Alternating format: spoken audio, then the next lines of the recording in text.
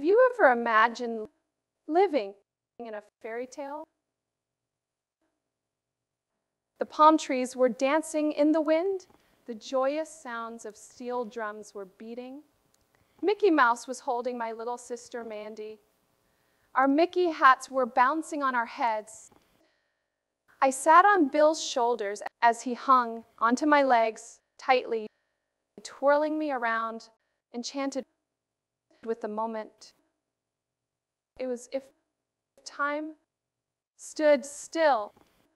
And even at this young age, I knew I wanted to dedicate the rest of my life to replicating this moment as many times as possible for the world.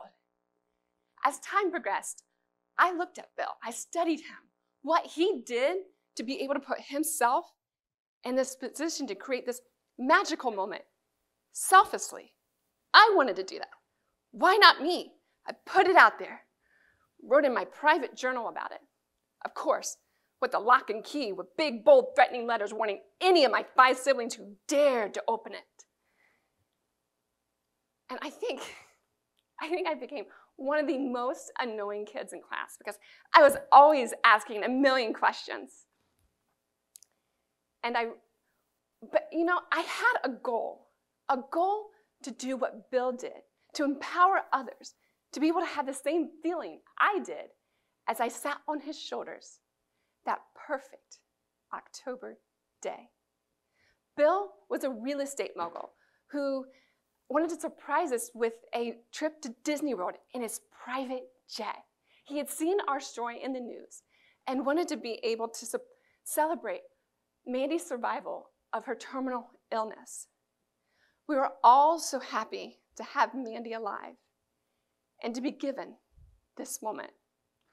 Fast forward to about 5 years ago, I found myself laying on a cold floor with a warm puddle of tears. A pain that had overtaken that I'd become increasingly familiar with, had overtaken my every thought. I was drenched in sweat from my hour run, and the only thing I knew left to do was to feel more pain. I was successful on the outside, but this day, we had celebrated my mom's life, while at the same time watched Mandy go back into ICU to fight leukemia again. All while I was going through a painful divorce. And as I got up from that floor, I made a decision to prioritize my happiness over everything else. I began to remove the things that were taken away from my happiness. I tore my life down to the studs so I could rebuild it again by selling 70% of my business. This gave me more time and allowed me to work with clients I enjoyed most. Switched out my entire team and began to introduce amazing new souls that supported my happiness. And I stuck to the plan. I humbled myself by having 3 different coaches guide me to my next life. I decided to live what I call a dynastic life. This means not only building the financial means to live your best life and to bless others, but also living in such a way that you empower others to become better versions of themselves. But over the next few months, I realized one thing. If I was going to get through this, I had to get the pain out, to surround myself with the change makers that was going to support my happiness. And I knew if I was going to survive this pain, I could not be alone with my thoughts, with my reality. I had to not only physicalize my pain to get it out, I had to do the same thing emotionally. So I began to experiment with myself, see how I could bring things into my reality.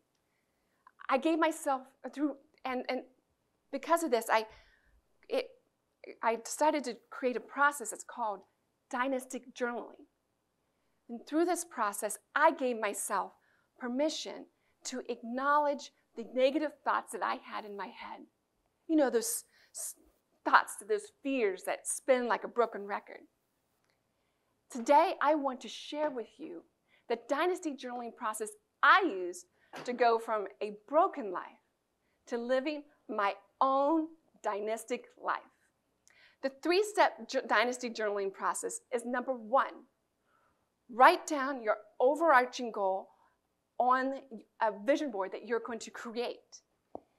And be sure to put this on the front page of your journal. And update this as your goals are updated. Number two, write down 5 things that you're grateful for and 5 things that you're grateful for, but don't have in possession yet. Do this each day.